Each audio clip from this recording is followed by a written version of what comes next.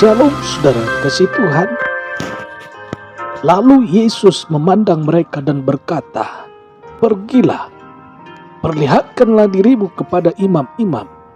Dan sementara mereka di tengah jalan mereka menjadi tahir. Lukas 17 ayat 14.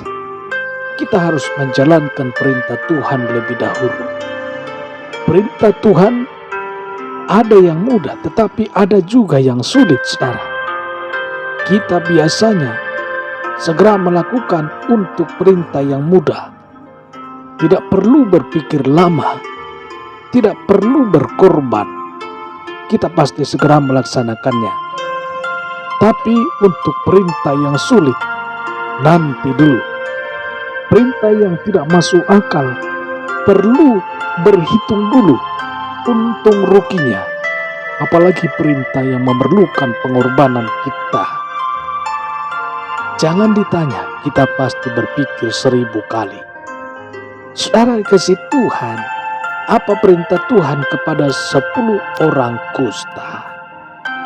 Peristiwa kesembuhan 10 orang kusta yang kita baca pada Lukas 17, kesembuhan tidak serta-merta langsung mereka alami.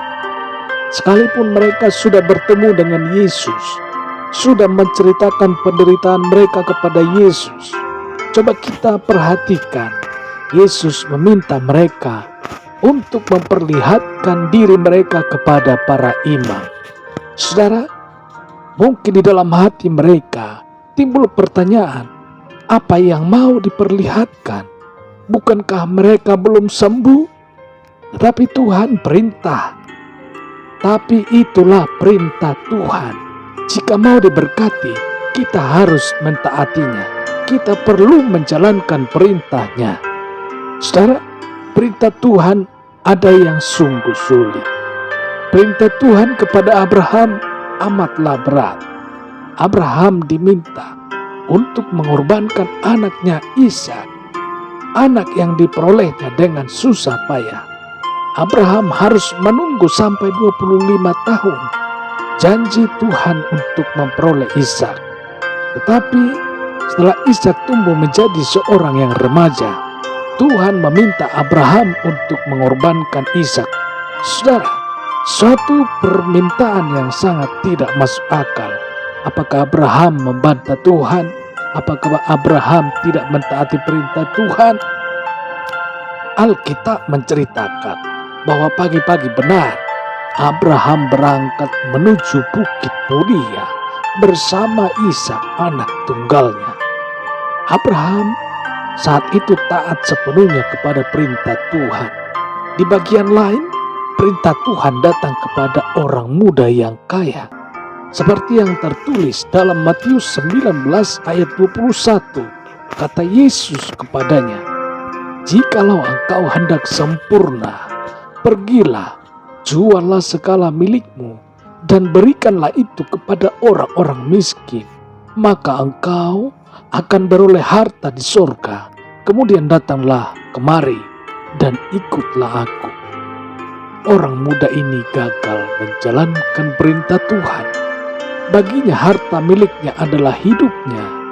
Padahal Tuhan berkata, jika ia mempersembahkan hartanya kepada orang miskin, maka ia akan memperoleh gantinya. Harta di surga yang kekal, yang tidak pernah habis, yang kelak akan membahagiakannya untuk selama-lamanya. Itulah fenomena pemandangan potret yang kita saksikan pada masa kini. Orang mau berkorban apa saja, berkorban waktu, berkorban pikiran, tenaga, tetapi tidak untuk harta. Uang memang mencengkram manusia begitu erat, begitu dahsyat. Kita gagal mentaati perintah Tuhan karena kita lebih mengasihi uang daripada Tuhan. Saudara, kita lebih taat kepada perintah dokter daripada nasihat pendeta. Kita lebih taat kepada jam kerja di kantor daripada jam ibadah. Miris, saudara, sedih, pilu melihat sikap hati anak-anak Tuhan kepada Sang Juru Selamat. apa yang terjadi dengan orang kusta ini. Saudara, Alkitab mengisahkan sementara mereka berjalan mengikuti perintah Tuhan, maka sembuhlah penyakit kusta yang mereka derita.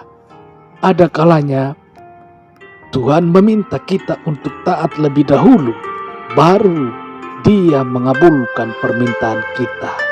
Jangan dibalik. Ada orang yang memaksa Tuhan untuk mendengar doanya, lalu lebih dahulu sebelum mentaati firman-Nya. Jangan kita yang mengatur Tuhan, tapi biarlah Tuhan yang mengatur kita. Seperti perkataan Imam Eli dalam 1 Samuel 3 ayat 18. Dia Tuhan, biarlah diperbuatnya apa yang dipandangnya baik. Orang kusta mentaati firman Tuhan dan mereka mengalami kesembuhan. Mengapa saudara tidak belajar dari orang kusta untuk memperoleh jawaban dari Anda selama ini? Haleluya. Amin.